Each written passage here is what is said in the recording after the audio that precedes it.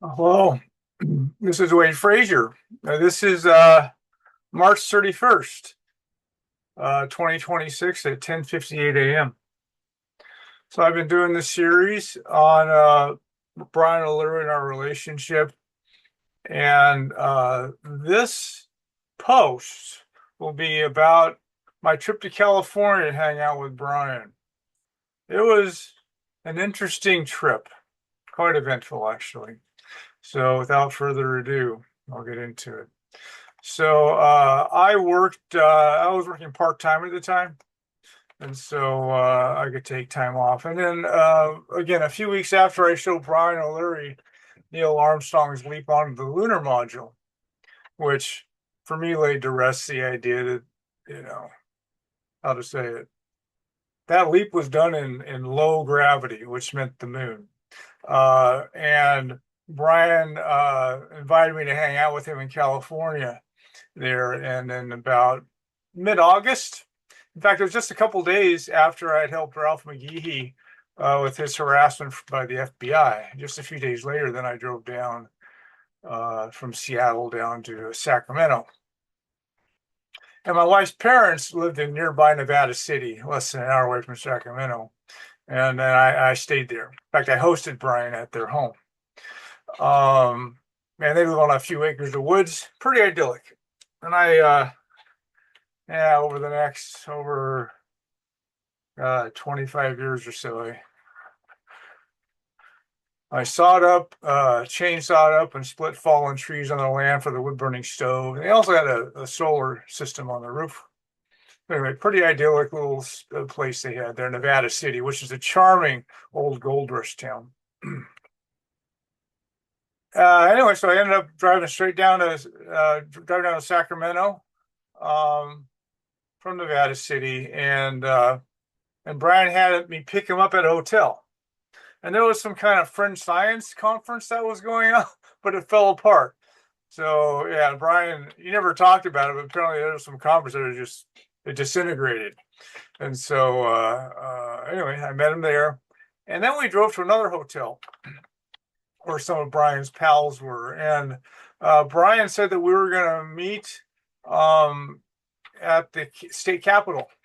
He said we had a meeting to go there. And I was there to see Brian, so all this was, I didn't know what was going on really. And so anyway, we pulled into the loading zone, the passenger unloading zone there, and at the front door of this hotel. And some long-haired guy comes out, and he approaches me, and he wasn't hostile, but he was going, "Who are you?" Yeah, he was really insistent. I was Yeah, it was a little odd. I've hardly ever been asked that kind of question before, but it wasn't necessarily hostile, at least yet. But he was just like, explain who you are. And so, anyway, it turned out this guy was Mark Cummings. And so then I explained to Mark that I had been Dennis Lee's partner. And when I said that, Mark immediately relaxed, and he knew that I was not from the CIA or something.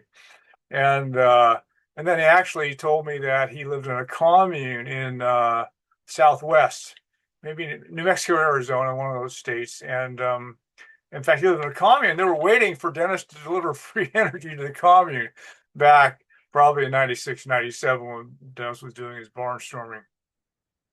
And so it can be a small free energy world and perilous. So I understand why Mark was kind of paranoid when he met me. So, but I think I allied that. Then we drove to the Capitol building. In fact, Mark was kind of vagabonding. Yeah, so actually he stored his personal effects in my car while we were visiting the Capitol. Yeah, I don't even know how he lived in San Francisco, I believe, at the time. And so yeah, so he and this is kind of find out this is a lot of how Mark got around was bumming rides and stuff. And so anyway, there were several of us that showed up there at the Capitol building. One was a guy named Hal Fox, who was a free energy activist.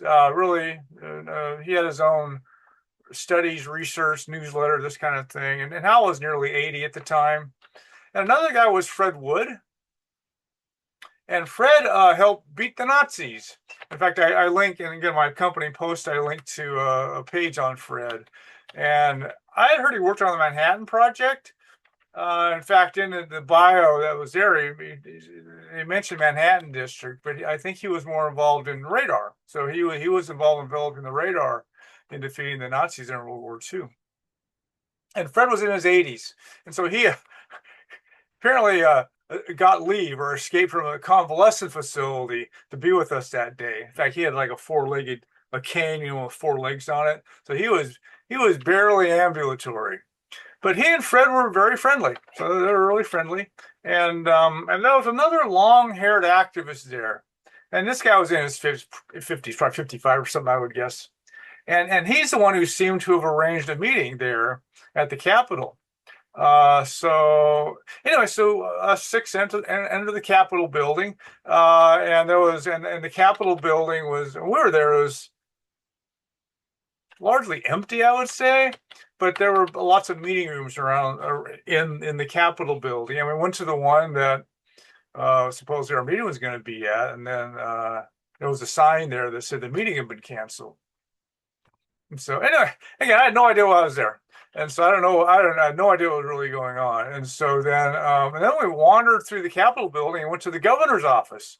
So we went to the governor at the reception. There was like a lobby receptionist, and then his office was directly behind there. And so we walked into the governor's office.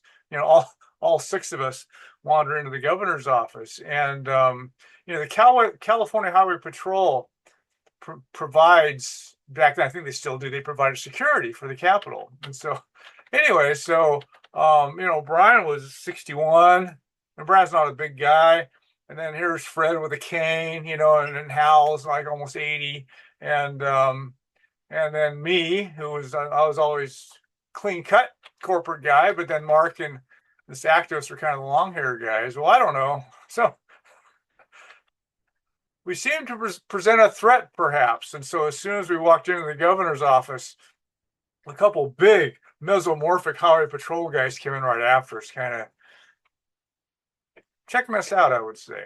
And so anyway, we certainly were no threat. Anyway, so then Brian was like, this is going to take a while. So so the rest of us basically walked out to the outside of onto the front steps of the Capitol building. And we stood there like for an hour, and I talked with Hal and talked with Fred, and they were all friendly. They were nice conversations. And then, in fact, that's when I took Mark to store stuff in my car, and Mark started telling me just a little bit about his adventures, just a little, not much. And then and after about an hour, so we were there about an hour, and then Brian came out and said, "Oh, the meeting's been moved to the California Energy Commission building, which is only a couple blocks away." And so, I mean, I could walk there. I think Hal and Fred may have driven there. Can't really quite recall.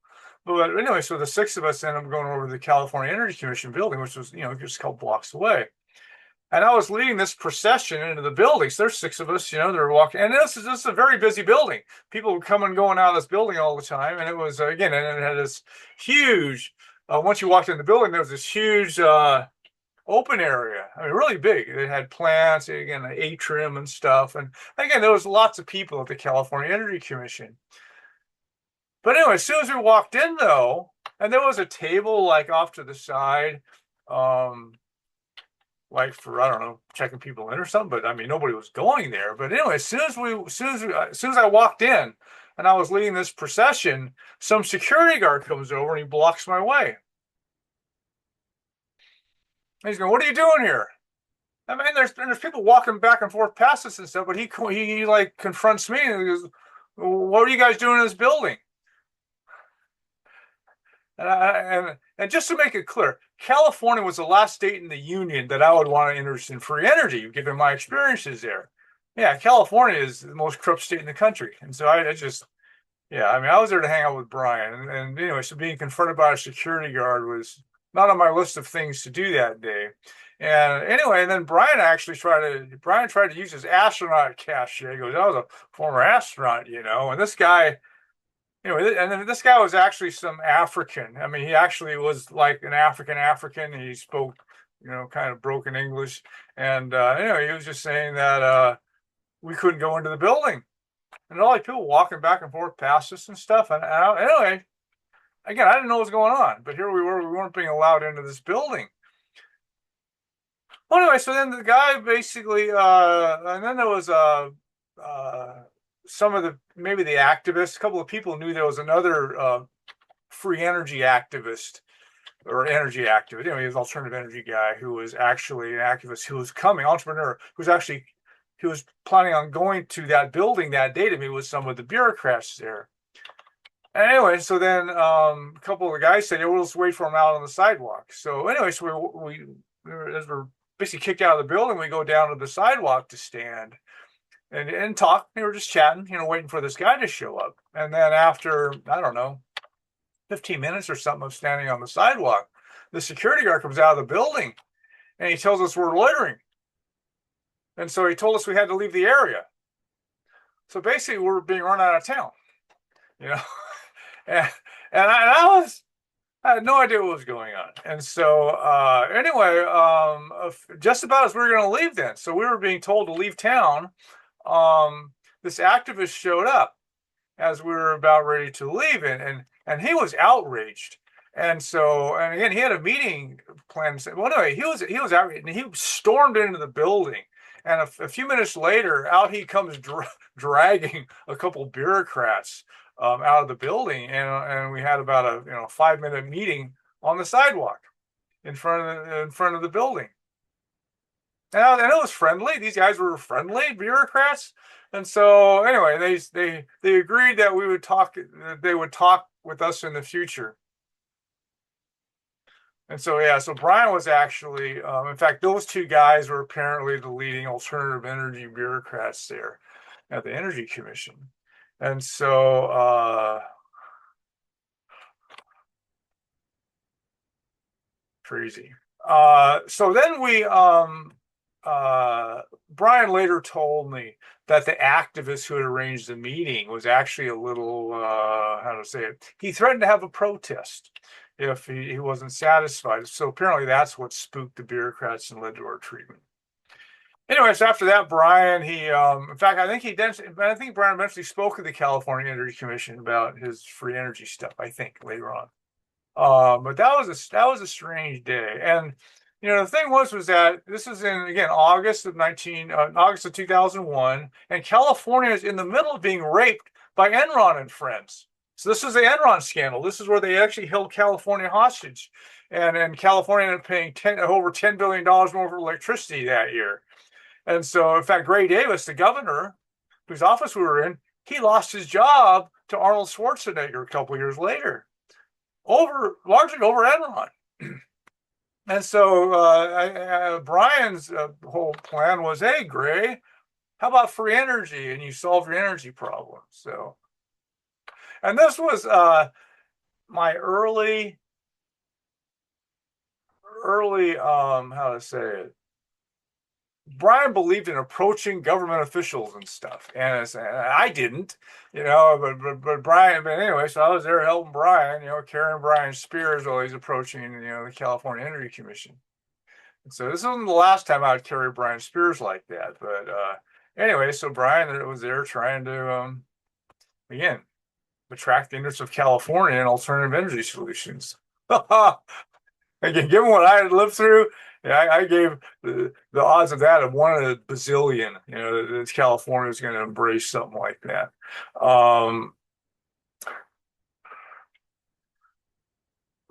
So anyway, then we got done, and we were leaving.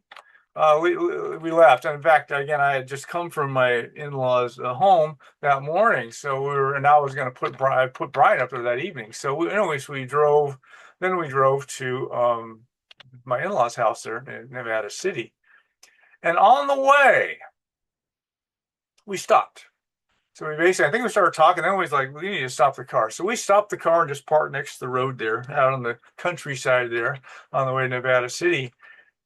And we had an epic note trading session. In fact, this was Yeah, this is definitely maybe the most epic note trading session of my life. Probably was. Um, and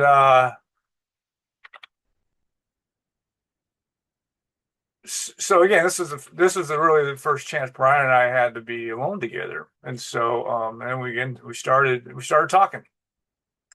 And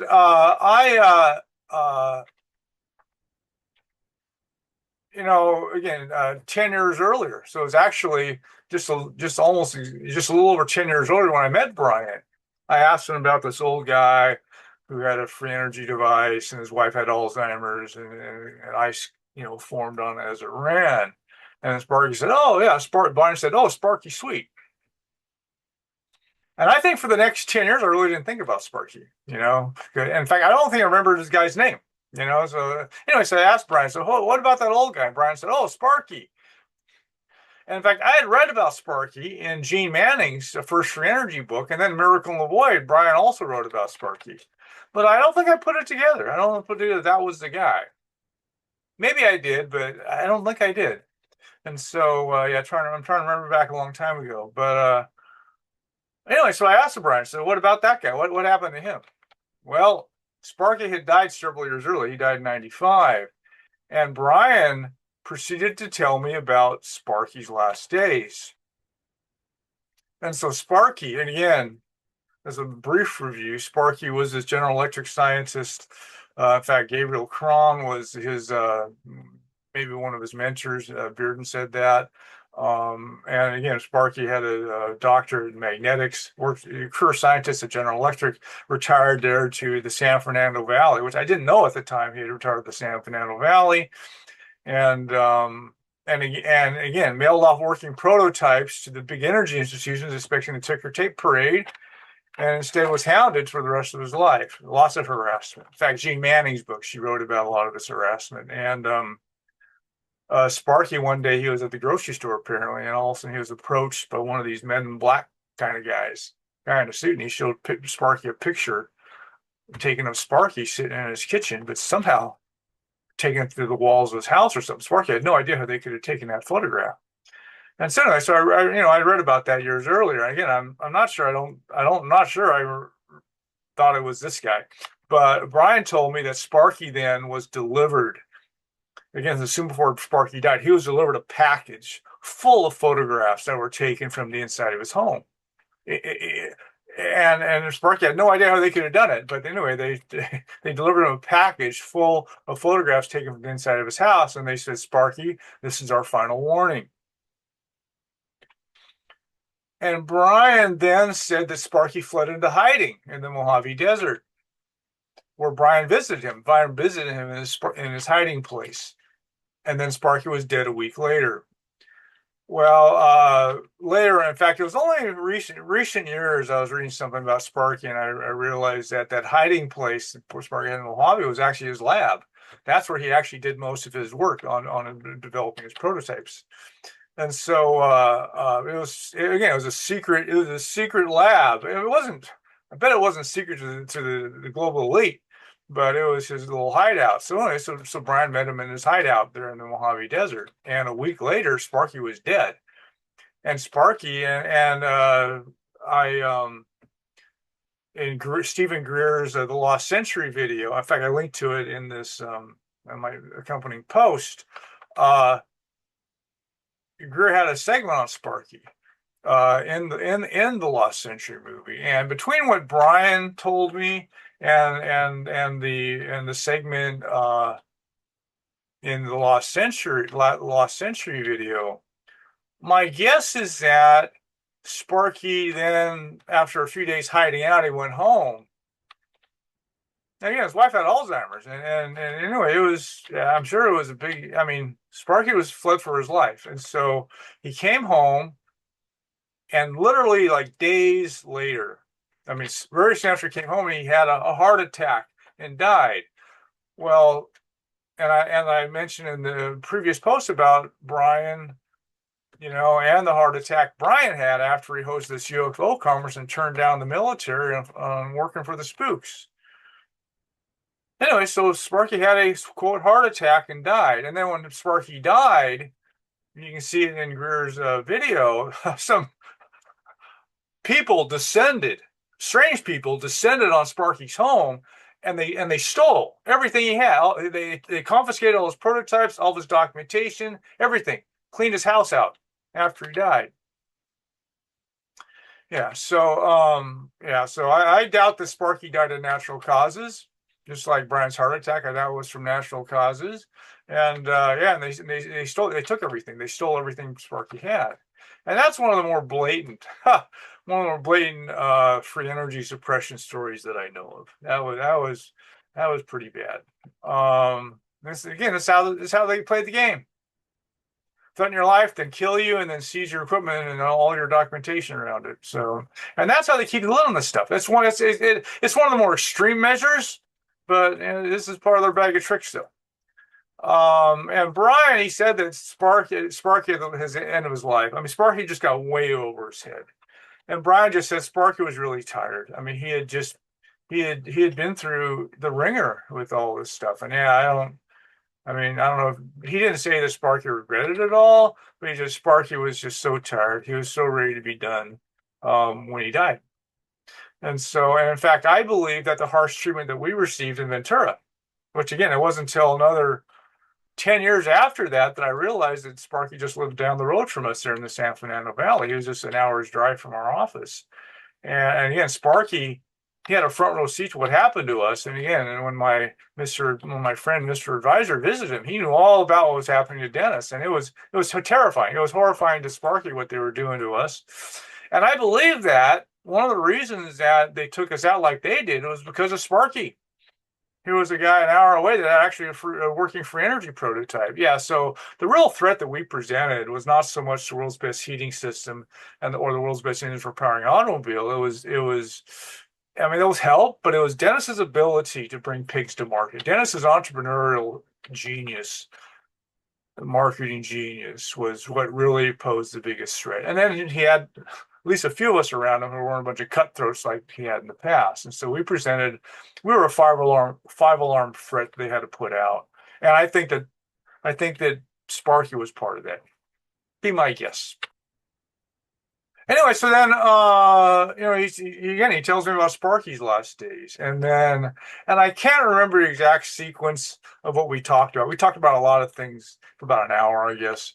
And Sparky, and that's when Brian told me about his heart attack and what likely caused it. And actually Brian thought there were some other spook events. He thought that them giving him his heart attack was only part of what they did to him. So yeah, I think so. He thought they also disabled him in other ways. And so wouldn't be surprising. And then about that time, I told Brian about some of Dennis's brushes with death. Again, he should have died in prison there in California. And so, so we talked about some of that. And I talked about some of my personal travails, which again, a lot of what I've been through personally, I don't get to discuss publicly right now until more people die. But so I was telling about some of my hardships I went through. And Brian, and with my family and friends and stuff, and Brian said that Mark had something similar with his family. So this is how it is. This is the standard story when you start pursuing this stuff. Does your life get wrecked, but you get attacked by your friends and family and all this, if you survive the experience, kind of thing. And then Brian actually told me about his own damaged relationships eventually. I think it was more in the New Energy Movement days, which I'll get to in the next post. But yeah, he had a brother who was a Rush Limbaugh fan and stuff. And earlier I talked about Brian's early days when he was raised in a Republican household, right, to become this kind of rad lefty guy. So yeah, he was definitely at odds with his family over his journey. And it all just comes to territory. Yeah. So anybody who's been on, I call the high road, if you've been on the high road in this area, yeah, these are the stories you end up telling. These are experiences you end up having. And kind of like with Sparky, people often, this is really common, they really regret getting involved. They regret pursuing free energy because of how their lives were wrecked.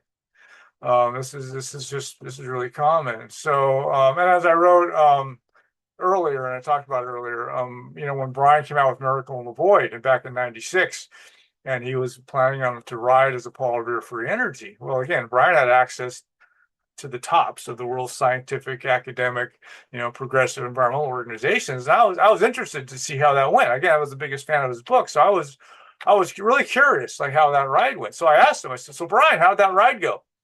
With your Paul Revere for energy stuff?" Because he globetrotted for the next several years. After his health had never recovered from the heart attack, but he was busy, so he was traveling the world. And I asked him, "So how'd that go?" And I was really interested to see how it go. I had my suspicions of how it went, but I was really positive. Like, "Hey, Brian, how'd that go?" Ah, and Brian, oh, I think the first one he said he told me about Lester Brown. So Lester Brown was probably the world's leading environmentalist for a long time. World Watch Institute is what he founded, and then he found another spinoff organization. And Brian knew him. Brian knew Lester well, and Lester was big into trying to solve the world's problems. He wasn't just chronicling our environmental collapse and the rest of this. And again, and also he was kind of comprehensive, talking about the world political economic situation, etc. And I have a bunch of World Watch books. It's just every year they come out with their State of the World book, and I bought several of those over the years, and so I followed them. And so before Brian told me about Lester, and so but anyway, so Lester held some meeting, and he invited people to make proposals on their approach on how to solve our world's problems. How are we going to solve these incredible existential problems that we face? And so Brian went there, and his thing was free energy. And again, by about that time, actually, it was a couple years later, Brian started calling it new energy, but I think he was still calling it free energy at that time. Anyway, so Brian was like, he made a proposal. He said, "Hey, Lester, free energy. I've been globetrotting. I've seen over 50 free energy inventors and stuff, and this stuff's real. It's a real deal. It's still at the Wright brothers' first ride, first flight kind of level, though. So it's still in garages and workshops, etc. But yeah, Brian's thing is that it could be developed again. Brian estimated, I think back then, at $100 million would bring free energy to the world. And I think by the time he died, he thought it was 200 million. But anyway, there was some number like that. He said, "Yeah, free energy could be delivered for that price tag." Well, anyway, as soon as Brian started talking about free energy, Lester looked at Brian like he'd insulted his mother. Yeah, incredibly hostile. I mean, incredibly hostile. Yeah, Brian was really dismayed by the hostile reception that Lester had for just Brian just bringing it up. And he gave a few other examples of how it went when he was trying to tell people about free energy. And in fact, in one of his books, I think the next book he wrote, around the time we started the new energy movement, Amory Lovins. So Amory Lovins is this, again, another energy visionary guy, came up with this hypercar, et cetera. And in fact, the Rocky Mountain Institute or something, man, he's been an energy guy for forever. In fact, I think I mentioned before. I've written about it. I'm not sure I talked about it. Where Amory Lovins, when Dennis got wiped out in Seattle, Amory Lovins was a guy who wrote something about good load, bad load, which was basically Dennis's heat pump would save so much energy that it would be called bad load. Again, the electric companies, it was going to hurt their profits. They were seeing millions of dollars of lost income if Dennis's heat pump reduced people's heating costs by 85% over electric resistance. So this was, and again, Washington was an all-electric state because they had the cheapest electricity in the world before the nuclear power bond defaults. And so, anyway, so Brian was at some conference with Amory. He knew Amory, and anyway, at the airport, I think at baggage claim or something, he says, "Amory, free energy." And Amory almost soiled himself. And he was totally just flustered and freaked out and fled when Brian just mentioned free energy. And he gave a couple more examples like that. And anyway, Brian then said, if humanity's a sentient species, and he said that, he's like, yeah, well, maybe we're not a sentient species. And and this was his response to the crazed reactions of denial and fear that he got from leading energy visionaries and activists and environmentalists and stuff. They literally reacted to the idea of free energy like it was the end of the world. I mean, it was insane. And so Brian started asking if we're a sentient species. In fact, the next book he wrote, he actually repeated that. That are we a sentient species? And good question. I call us semi-sentient. So the potential is there, but it's rarely realized, really.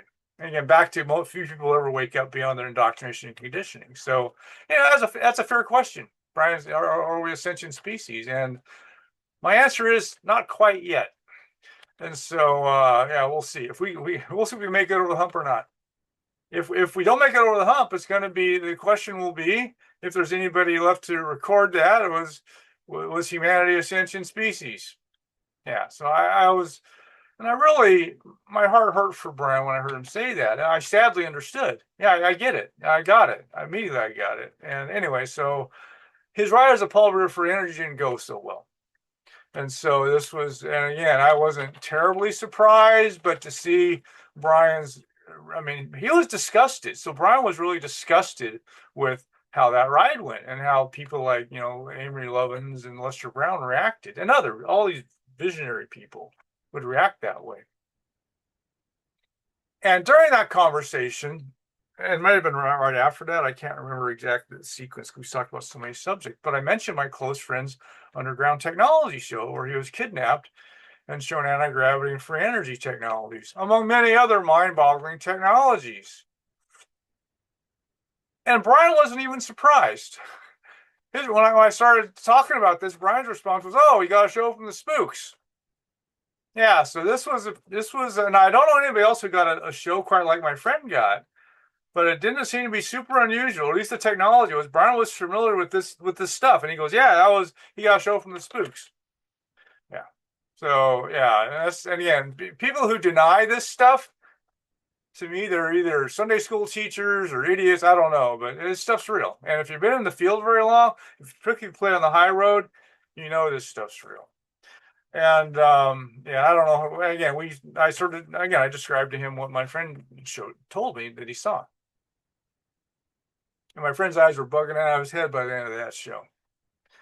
And again, those guys were showing it to my friend because they were a dissident faction of the global elite who actually wanted to bring this stuff out when the time was right. And then, in fact, I've talked about this. I'll dish a little more about this about my friend's show. Is that when he got kidnapped? Again, they didn't put a bag over his head, but my friend said it was more compelling than if they had. I don't know if they pulled guns or what they did. My friend didn't get into that, but he said they didn't manhandle him when they kidnapped him. Then he was brought to an underground facility, and then they told him. They said, what you're doing is making people in high places very nervous.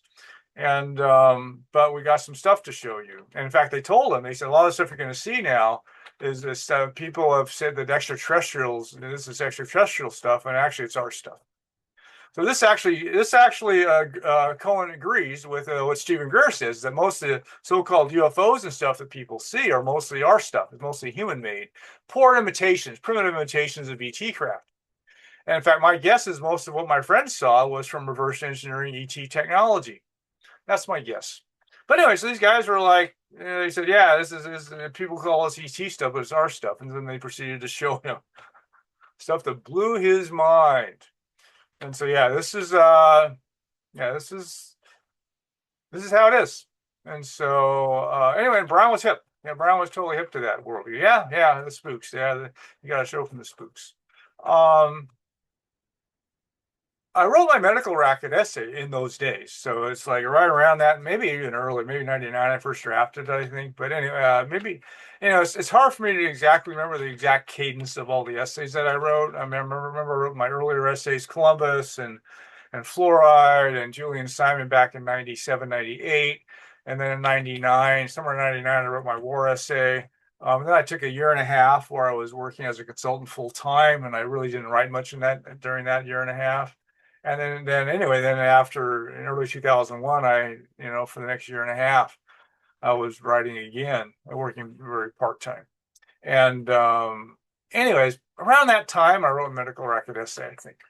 And anyway, so I was, and again, my medical racket essay is more about how it became a racket, why it became a racket, and I was more about degenerative disease than I was about infectious disease. But I wrote plenty about infectious disease and the germ theory and how Louis Pasteur was a plagiarist of Antoine Béchamp, and I I was aware of Peter Duesberg's challenge to the whole AIDS paradigm.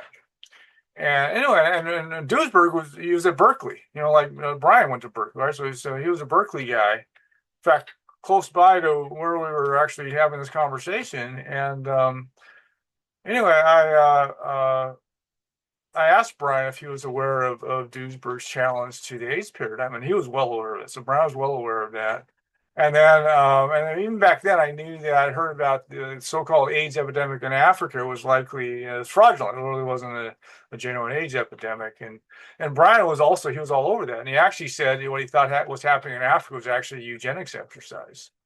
I remember, and when I heard him say that, I'd never heard that before. And I was actually kind of skeptical, like, where's that coming from? But you know what? And 25 years later, I think he was right. So in my studies, yeah, it's like, yeah, the Africans were expendable guinea pigs for people like Bill Gates and stuff, and Anthony Fauci, and the West, a sort called pharmacolonialism. Yeah, and so AIDS is just again, AIDS is not caused is almost certainly not caused by the HIV virus, just like polio is not caused by the polio virus. These are chemical poisoning diseases that the medical record is deemed to be infectious diseases, but they weren't. All of the early AIDS patients in San Francisco were heavy drug users, especially poppers. And so, yeah. Anyway, so that's an I don't want to get too far off topic here, but Brian was hip. He was hip to this stuff back in 2001. Hipper than I was in some ways. So anyway, it was interesting to hear Brian's take on that.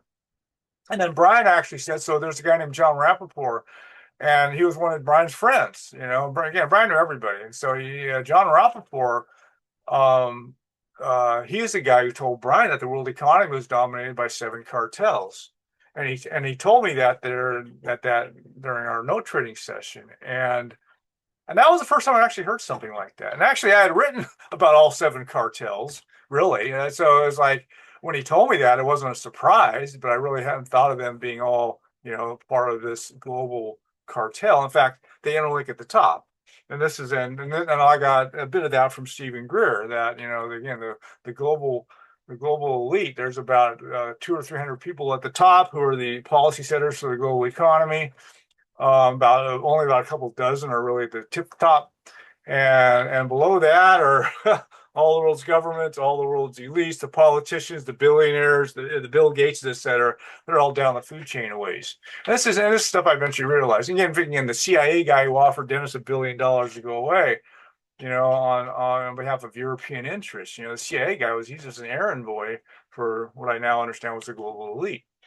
And so anyway, and so that was the first time I heard that there were really 7 cartels. And they aren't the only cartels, but these are the ones that apparently are controlled by the global elite. And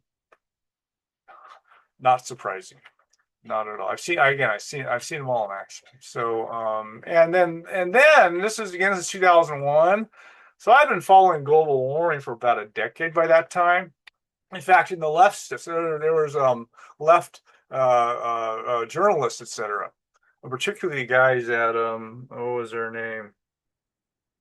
British guys. I can't remember the new organization right now, but they were. I read a bunch of their stuff over the years, and they were writing about how once global warming started becoming a significant issue among climate scientists back in the late 80s, there were a handful of scientists who basically worked for the oil companies who started trying to create this illusion of dissent among scientists around the world about global warming.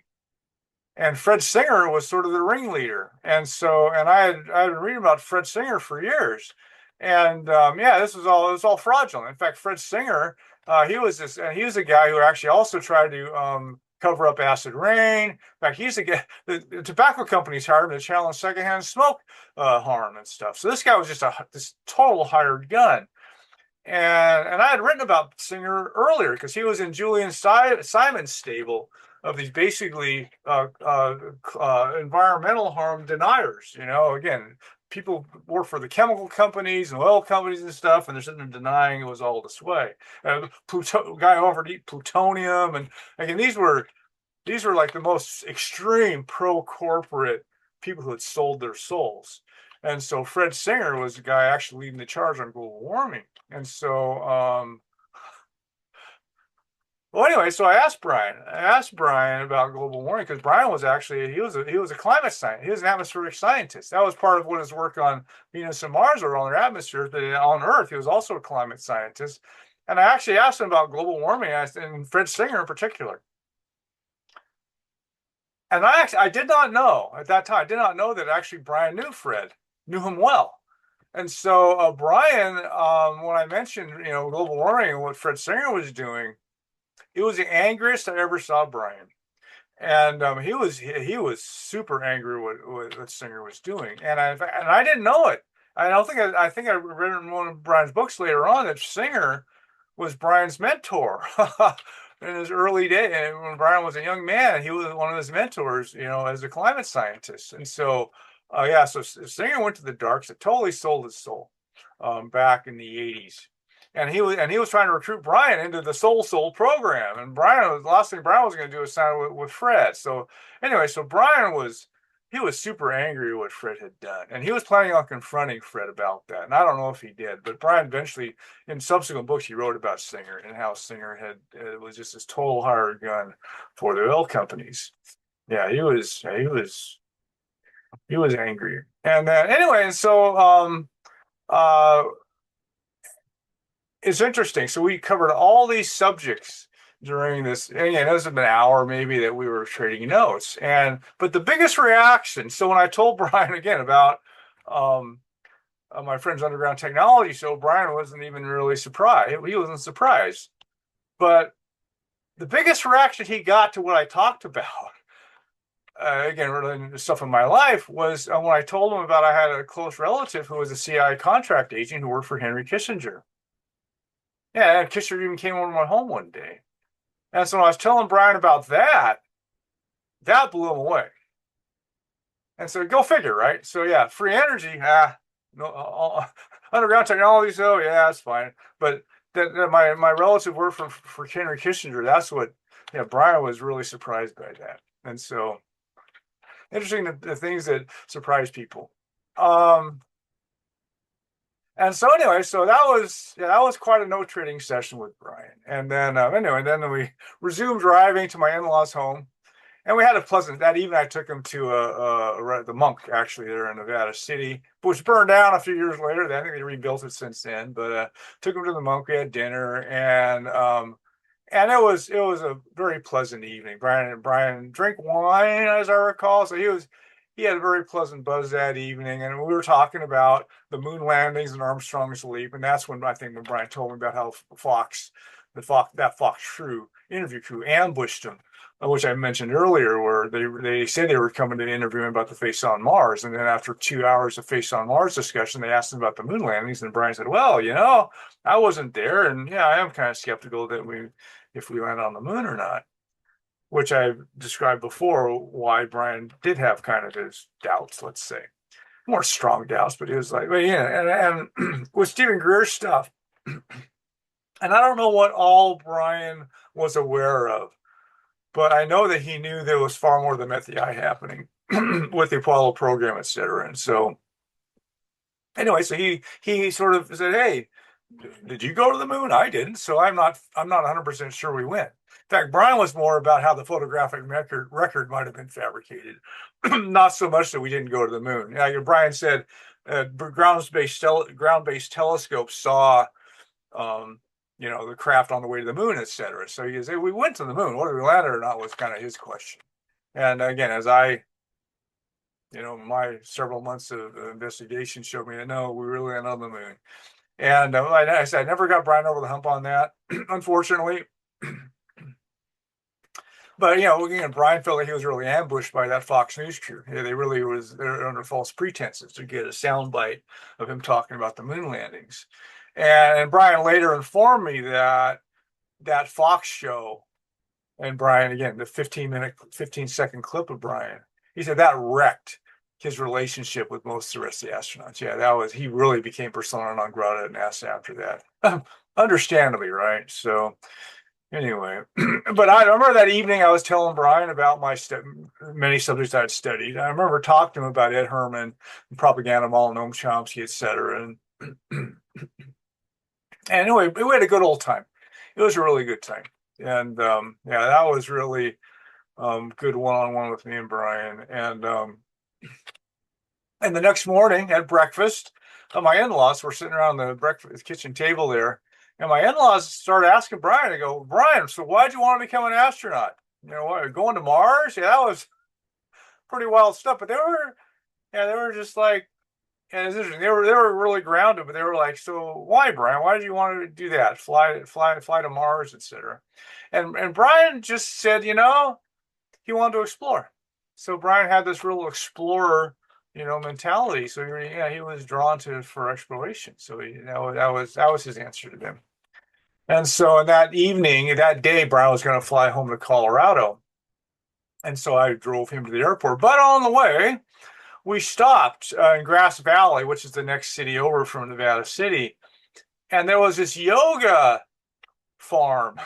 It was like this farm that it converted into a yoga facility. In fact, there was one building, as I recall. And in fact, I think her name was Sister Sita, maybe. But anyway, so there was this woman there who was Asian, I can't remember exactly but she was somewhere. I don't think it was India. I think it was more like Chinese or something. But anyways, or maybe she was Indian. But anyway, so Sister Sita, she ran the facility. And what I didn't know was that this was a one facility there in Grass Valley, which was part of a global organization. Yeah, this is a global franchise for these yoga. I call it Yoga Farm, but it's called something else. But it turns out that Brian was actually involved with them. He was kind of on staff. In fact, Brian, when he would globetrot, he would actually speak publicly and lead yoga classes and stuff at these facilities. And so anyway, so we dropped in. We dropped in to see them. In fact, they fed us lunch. And this was actually the first time I got to see Brian the rock star. It was, man, when we showed up, it was like the Beatles had showed up. So I'd never seen that. And Brian he took it very well, very affably, very friendly. But yeah, they were treating him like some kind of deity. And so this was first time I'd seen that with Brian. So yeah, in certain circles, man, he was a super rock star, particularly fringe circles. He was this big rock star. And so, but the morning before we left, in their backyard again, my in-laws lived on a couple acres of woods, and they took us in the backyard and they took a couple pictures of Brian and I standing in front of some madrone trees. Anyway, Brian and I standing in their yard. I've never seen those photos. In fact, I've asked Mary, my wife's siblings. One sister in particular, she had all of her parents' photographs apparently, and I asked her, I said, "Did you ever come upon those photos?" And she hadn't. So I don't know if I'll ever see whatever photographs they took. But at the yoga facility, when I was opening my trunk, I took my camera out and I'm good at long arm selfies. So I did a long arm selfie of Brian and I, and on my essay on memories of Brian, that's at the top of that. And that's the only picture I have of Brian and myself. So we took it there at the yoga farm back in 2001. And so then we went to the airport, dropped him off, and he went home to Colorado, and I went home. Well, actually, after chainsawing more wood there on my in-laws' land. So yeah, in fact, the next summer I came and got 2 or 3 cords of wood. In fact, lost the use of my arm for a month, which was the second time I'd lost the use of my arm helping my family. And that was the last time I was going to sacrifice my body. What was I, 44 at the time? Yes, that was I said, I can't afford to lose the use of my arm for a month helping my family out. Yeah, I'm a bean counter, not not a lumberjack. So anyway, so I dropped him off at the airport, and I actually don't think that we had any communications for the next year and a half probably. And so and that comes next. So anyway, that's all for now.